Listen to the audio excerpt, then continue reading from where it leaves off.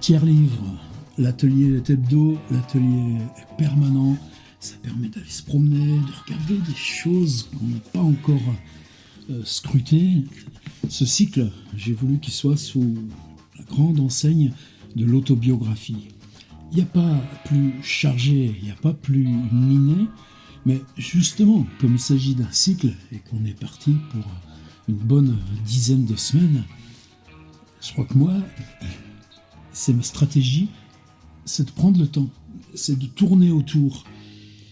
Il y a un centre noir, sinon on ne serait pas là pour écrire. Et justement, on va charger les écritures au plus loin possible, mais tout autour. Et puis à mesure qu'on aura remplacé cette chose-là qu'on interroge, mais qu'on n'ose pas nommer, ou en tout cas qui nous appelle là à être traversé, mais il y a du risque. On va transformer ce paysage en paysage d'écriture, et sur ce paysage d'écriture, on pourra s'appuyer pour que ce centre traverse partout. C'est un prologue un peu tiré par les cheveux, c'est un peu ma manière, c'est un peu mon défaut, mais pour dire que ne pas aller trop vite, et que dans ce pas aller trop vite, la distance même des écritures à ce centre qu'on poursuit, c'est précisément ce qui permet d'installer des masses de textes, des ensembles, une masse critique de textes, qui fait que notre approche sera littéraire et plus dans la question simplement de ce qui brûle, ça va brûler, mais installons du texte, prenons le temps, explorons le territoire. Et ce territoire, si on le transforme en langue, en forme, en mots, eh bien, ce qu'on donne dans la traversée qu'on va faire, c'est de la littérature. Tout ça pour dire qu'on est au cœur du sujet, on est fait de personnages, on est la somme de tous ceux qu'on a rencontrés, tous ceux qui nous ont fait, on est un ensemble de relations en mouvement. Le langage qu'on parle est ce langage reçu, transformé, renvoyé. Et donc, en travaillant l'autobiographie, on va avoir, peut-être plus que dans les autres cycles, une présence de quoi ? Du personnage. Ouais, mais directement, des visages, des noms, des vies. Autobiographie, une distinction avec récit de vie, certainement, mais c'est quand même la vie qu'on interroge. Donc l'idée, c'est d'entrer progressivement, lentement, dans cette zone où ce qui s'écrit, c'est des trajets de vie, où ce qui s'écrit, c'est des visages de vie. Alors, en littérature, c'est une vieille lune. Moi, par exemple, quelque chose que je révère, c'est les vies parallèles, les vies des hommes illustres de Plutarque. Vous savez, vous prenez un personnage dans l'histoire romaine, un personnage dans l'histoire grecque, donc à 400 ou 500 ans de différence. Lui-même, Plutarque écrit au IIIe siècle, et en comparant comment il se comporte, comment il se comporte dans des situations éventuellement similaires ou parallèles. Et là, tout d'un coup, on a cette... Là, je manque de mots. Cette spécificité de l'humain. Mais c'est la spécificité dont nous sommes faits aussi.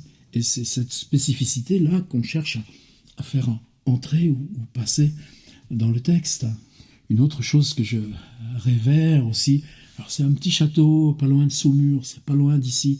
Autrefois, on pouvait y aller, c'était une famille d'Anglais, puis ils recevaient les gens très bien, et puis à la fin même, ils vous donnaient un petit gâteau, etc.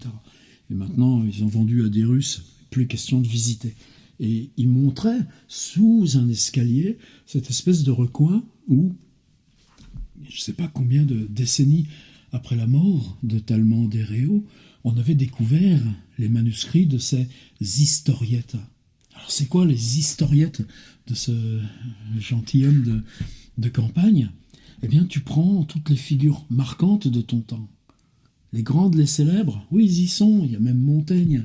Mais tu prends aussi les moins connus, le trésorier, peut-être pas directement les faits divers, mais ceux qui ont fait parler d'eux, ou bien ceux qui justement n'ont jamais fait parler d'eux. Et puis, prenez Céline, par exemple, quand il parle de Tallemant d'Héréo, il dit « Ah, les historiettes de Tallemant d'Héréo, tu as 15 lignes, et dedans tu as tout. Tu as les amours, tu as l'argent, tu as la vie et la mort. » Et évidemment, quand on entre dans Tallemant d'Héréo, il y a cette espèce de joie immédiate à découvrir une époque, mais à la découvrir par justement comment les individus, eux, ils sont toujours à hésiter, tâtonner, se tromper, comment c'est l'arbitraire, comment c'est leurs défauts qui signent quelquefois des choses parfaitement importantes. Alors évidemment, cette question du récit de vie, prenez Pierre Michon, peut-être qu'on reviendra le traverser d'autres façons, mais ce livre, pour moi emblématique, qui s'appelle Vie minuscule. Il y a autant de chapitres que de périodes distinctes dans l'histoire personnelle du narrateur, mais le narrateur, on le voit juste à distance, comme témoin, ou bien parce qu'il est dans la même cure de Désinto que le curé là dont on est en train de parler, mais c'est précisément du curé dont on parle. Et lui, on saura tout de sa cure de Désinto. Mais pourquoi le narrateur se retrouve là, ça, on n'en saura rien. Et c'est ça, les vies minuscules de Michon. Et c'est dans cet esprit-là que je voudrais que petit à petit, là, on commence à faire tomber de la matière. Alors, matière et forme, ça va ensemble. Un petit livre que j'aime beaucoup. Alors, Yves Pagès, c'est un gars qui est avec Bernard Wallet, parce qu'il écrit, tout simplement, mais on ne franchit le pas de l'édition. C'était au Seuil autrefois, et ensuite, ils sont passés chez Gallimard ensemble, ont créé cette maison d'édition qui s'appelle Vertical. Certainement, vous en avez sur vos étagères. C'est toujours Yves Pagès qui dirige Vertical, et ça ne l'empêche pas d'avoir sa propre production, et c'est pas évident de concilier un trajet d'éditeur, ce que ça suppose dans l'écriture des autres, et un trajet d'auteur. Et si vous cherchez Yves Pagès, vous trouverez aussi facilement son blog. Bon, quelqu'un pour qui j'ai beaucoup de respect, même si on se croise peu. Ce livre-là, en tout cas, c'est un marqueur. Marqueur, pourquoi ? Portrait craché. Alors évidemment, il y a l'expression derrière, c'est son portrait tout craché. Donc le mot n'est pas là au hasard. Lui, c'est vraiment quelque chose qui dit, je lance ça, je l'écris vite, et je le prends tel que je l'ai écrit. Et ça, c'est important. C'est une dimension que je voulais mettre là, dans cette deuxième proposition. L'idée du portrait craché, c'est-à-dire que on cesse le contrôle, on le cesse sur un temps très bref, puisque ce qu'on va écrire, encore une fois, comme la première proposition avec ces images indépendantes, moi je préférerais que vous en écriviez 3. Je préférerais que vous écriviez 3 portraits de 10 lignes qu'un portrait de 30 lignes. Alors évidemment, après, on peut faire des tas de variations. Ça peut être 20 portraits de 3 lignes. Ça peut être 5 portraits de 20 lignes. On n'est pas payé à la ligne chez nous, on n'est même pas payé du tout. Mais c'est la question de cette réflexion sur le format et de réflexion sur le bref. Petit à petit, pas d'inquiétude, on va organiser, on va développer. Mais prenez Vie minuscule de Pierre Michon, là justement livre capital. Eh bien, chaque chapitre est un personnage chaque fois en 10 pages, 15 pages. Et c'est pas la question de le narrateur de La Recherche du temps perdu, c'est 3000 pages qui vont venir le creuser et l'exposer. Mais cette question du bref, elle a son instance en tant que telle. Le bref est la variation. Créer une galaxie, une famille. Là, le mot va être un peu chargé dans ce contexte, on va essayer de s'en dispenser.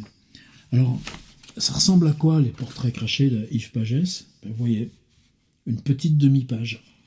D'autres fois plus long, là, celui qui vient juste ensuite, il fait 2 pages, puis ensuite une grosse page. Mais il y en a beaucoup qui sont pas plus que cet espace d'une page ou l'espace de 2/3 ou d'une demi-page. Et c'est cette condensation, vous voyez, cette idée du texte aussi comme surface. Un texte grand comme la main. Je ne sais pas si ça veut dire quelque chose quand on écrit sur l'écran ou sur son cahier.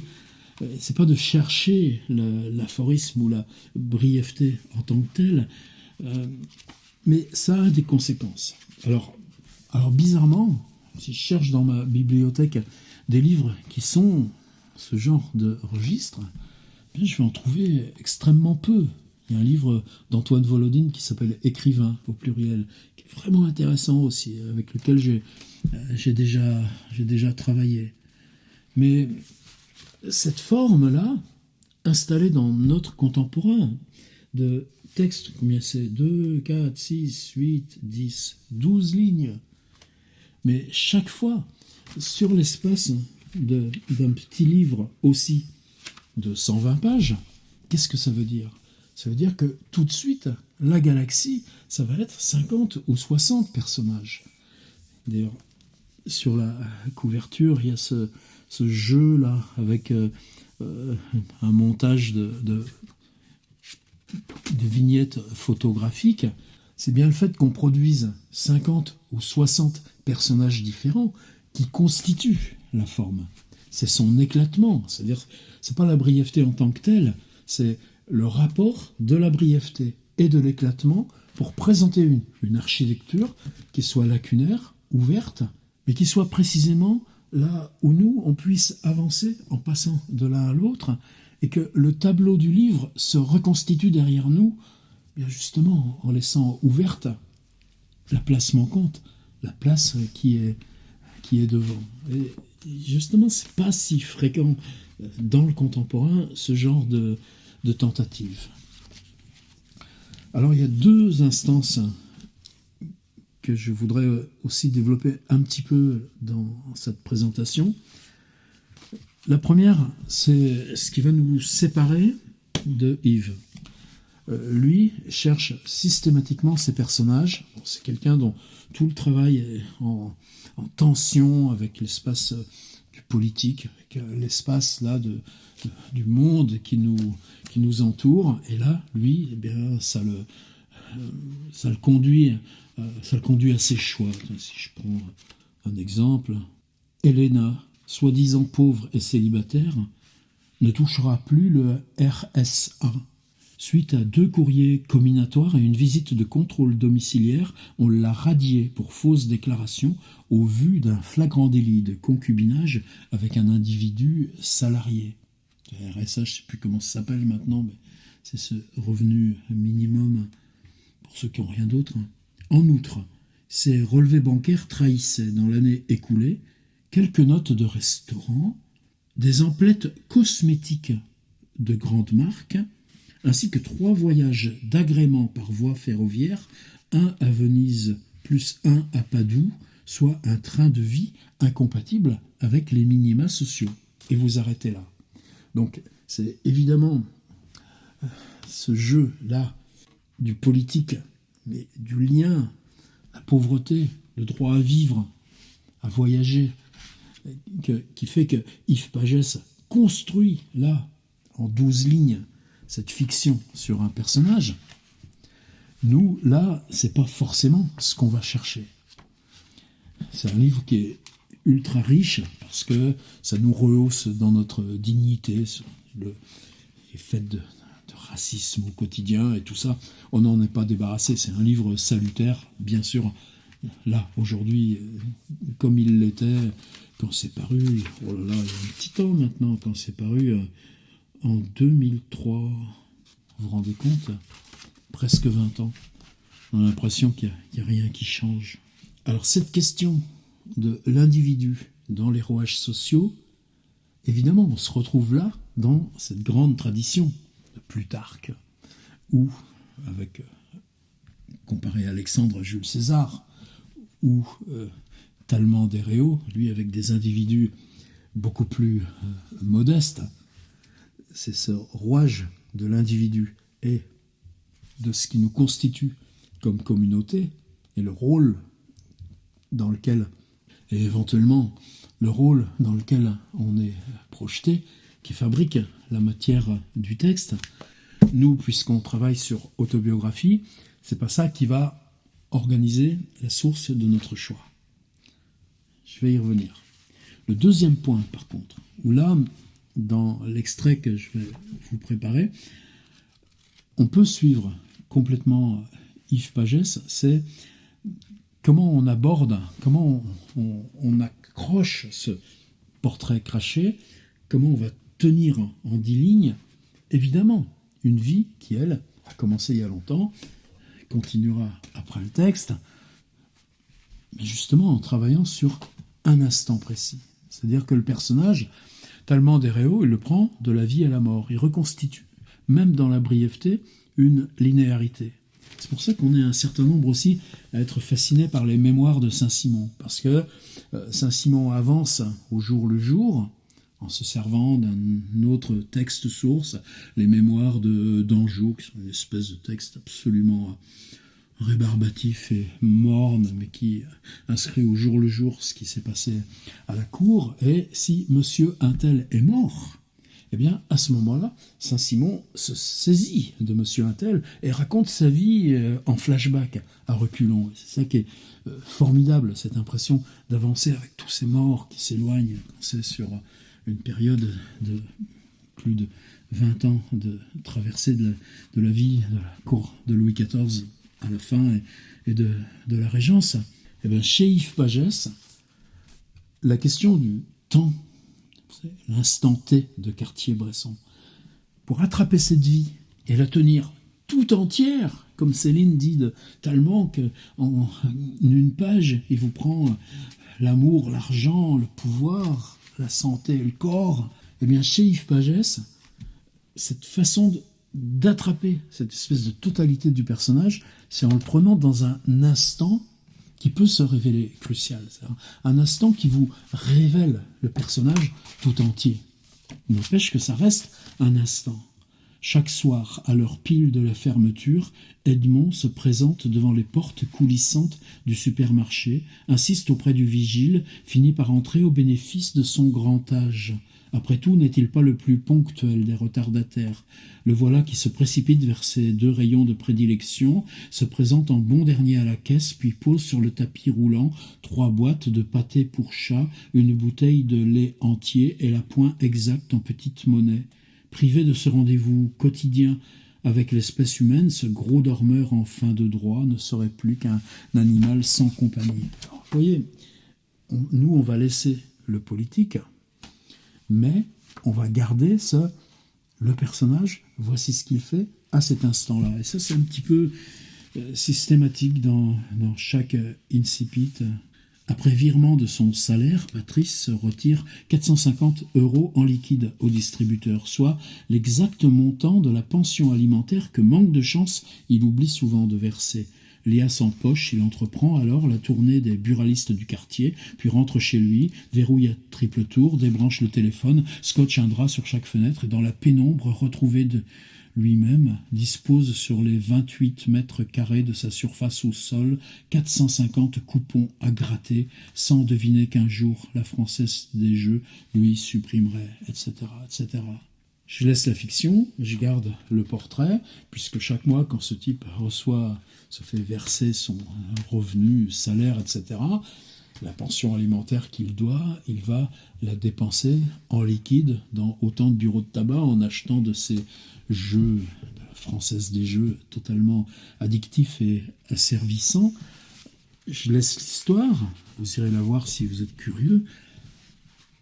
Ce qui importe, c'est que on prend le personnage dans un instant particulier qui est récurrent, c'est une fois par mois, c'est le moment où il a touché son salaire et qu'il a cette pratique, que morale ou pas, c'est pas notre question. Mais toujours le personnage associé à un instant, même si cet instant est installé dans une récurrence. Alors, est-ce qu'Yves Pagès écrit une autobiographie? Non, il écrit une autobiographie du corps social, peut-être, mais pas la sienne. Nous, qu'est-ce qu'on va en faire? Eh bien, c'est pour ça que tout à l'heure, je suis parti précautionneusement en parlant de distance, en parlant d'aller lentement. Je voudrais qu'on se saisisse de personnages qui, bien sûr, nous ont croisés dans notre autobiographie. Dans le même principe que j'ai déjà exposé, on écrit ici des éléments qu'on traite différemment parce qu'ils sont nôtres, parce qu'on les rejoint en se traversant nous-mêmes. C'est des personnages de l'enfance, c'est des personnages qu'on ne voit qu'une fois par an aux enterrements, c'est des personnages qui, dans notre univers familial, ont une originalité, une singularité. Il ne s'agit pas d'être indiscret, et justement, c'est ça aussi qui va nous permettre la distance. Ce qui est terrible avec les textes autobiographiques, c'est que on crève de trouille à l'idée que ceux qu'on décrit s'y reconnaissent. C'est pour ça qu'on va les prendre loin. C'est pour ça qu'on va les traiter sous forme de portrait. J'insiste parce que cette forme de portrait qui, justement, parce qu'elle est brève, fait que le personnage apparaît nu. C'est pas une question d'être, comme Schopenhauer disait, que dans Don Quichotte, on a l'impression de statue habillée. C'est la question de la crudité, de ce qu'est la vie pour chacun d'entre nous. Il y a des choses de l'argent, il y a des choses de l'hôpital, il y a des choses... On travaillera, ça aussi, sur ce qu'on n'aurait pas dû faire. Mais il y a aussi que ce personnage, à un moment, il est parti, et puis jamais revu, et qu'on le rattrape au loin, et on l'inscrit. Alors j'ai pas trop d'inquiétude sur ce souhait qu'on peut avoir d'écrire ces personnages singuliers, croisés loin dans l'enfance, ou croisés là, dans ce qui continue de nous entourer, mais à distance, peut-être simplement parce qu'on ne les voit pas souvent, ou peut-être simplement parce que ce personnage, on nous en a parlé sans qu'on ait eu contact direct. Et nous, dans la forme d'écriture, on va accentuer encore ça. C'est-à-dire, j'ai dit 3, c'est totalement indicatif, c'est juste parce que la fragmentation et la récurrence, écrire 3 fois, ça fait qu'il y a forcément une fois qui va échapper à la réticence ou à la... J'ai pas d'inquiétude sur le fait que 3 ou 5 personnages comme ça, vous allez les trouver. Et au contraire, vous allez les trouver depuis votre envie d'écrire. Par contre, dans le texte, ne s'écrira rien qui concerne l'énoncé du lien que ce personnage a avec vous-même. C'était il y a 5 ans, il y a 10 ans, il y a 20 ans, ou c'était avant-hier? Non. C'est un cousin, c'est un ami, c'est un frère? Non. C'est des portraits. Moi, je m'en tiens à cet axiome. Là, Yves Pagès fait des portraits d'inconnus qu'il constitue ou invente. Est-ce que c'est une figure entrevue à la caisse du supermarché un soir? Le type qui arrive en retard, le petit vieux qui met sa bouteille de lait, sa boîte de croquettes pour chat, qui paye et s'en va. Il suffit d'un flash comme ça. C'est pour ça que je parlais d'instant, pour que le rapport à la société se reconstitue et pour que le portrait devienne écriture. Et quelquefois, il y va directement dans le récit à la première personne. Moi, Romain, 9 ans, à l'époque, n'ai jamais revu mes parents depuis le jeudi 24 décembre 1971 vers 18h devant la sortie de l'école élémentaire de la rue Chapon, à l'époque, etc. Et ça peut être extrêmement dur. René et Claudine occupent illégalement une caravane abandonnée, non loin d'un cimetière de campagne, comptant plus de tombes que le village entier d'habitants en hiver. Ils vivent de cueillettes à travers champs, de glanures en fin de marché, de menus braconnages dans la forêt. Faute d'avoir pu régler les frais d'obsèques à monsieur le maire, voilà René tenu de creuser lui-même la tombe de feu sa compagne, et tant qu'à payer de sa personne, pelleté après pelleté, autant ne pas s'y reprendre à 2 fois. et faire son propre trou d'avance. Vous voyez, comme là encore, d'une image, comme on en porte tous, mais de ces vies singulières dont on a tous aussi des exemples derrière nous. Lui glisse là, à la fiction. Moi, je ne vous demande pas ce glissement, mais ça lui permet aussi de se situer là, temporellement. Moi, ce qui compte, ça va être ce début de comment s'y prendre la narration. René et Claudine occupent illégalement une caravane abandonnée, etc. Je voudrais que vous partiez en quête de quelques-uns de ces portraits potentiels et que vous préserviez tout ce qui concerne l'ordre privé en n'insérant pas dans le texte le lien que vous avez, ni temporellement, ni spatialement, ni relationnellement. Il me semble que ces portraits, justement, c'est pour ça que j'ai commencé de cette façon, il ne s'agit pas de prendre des proches. On aura largement le temps d'intervenir là où la question de l'intime, de la parole, du secret vont venir là, dans la surface de l'écriture.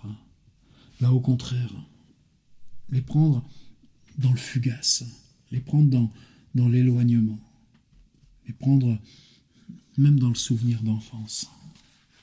Et puis par contre, les multiplier, les diffracter, 3, 5, à chaque fois être attentif à comment l'image qu'on en a, de loin, assigne un instant particulier.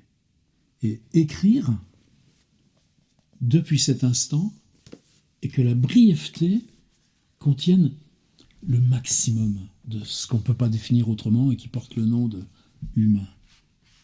Humain, trop humain. On devrait écrire un livre qui s'appellerait comme ça. Un dernier pour la route. Jeanne est la dernière habitante d'un village fantôme, situé à moins de 8 hectomètres des pistes de l'aéroport Roissy-Charles de Gaulle. De la fenêtre de son pavillon, le sol à n'être pas obstrué de parpaings, on la voit souvent semer du grain par poignées et s'attirer la compagnie des étourneaux qui profitent du moindre réacteur des zincs avoisinants pour y couver, nourrir et parfois laisser rôtir leur progéniture. Quant à sa future expulsion, plus de soucis. Elle sera bientôt relogée, non loin de son ancien domicile, comme prévu par la loi, au 6e étage d'un centre de rééducation fonctionnelle pour sourds et muets, qui vient d'ouvrir ses portes à 2 pas d'ici. Au fond, la question, justement, c'est pas la question de la technique d'écriture, c'est comment un livre peut vous rejoindre et devenir pérenne dans cette fresque affective qui est la bibliothèque de tous les livres qui comptent. Je trouve que ça, là, Yves Pagès, Portrait craché, ça en fait définitivement partie. On y va ? On y va.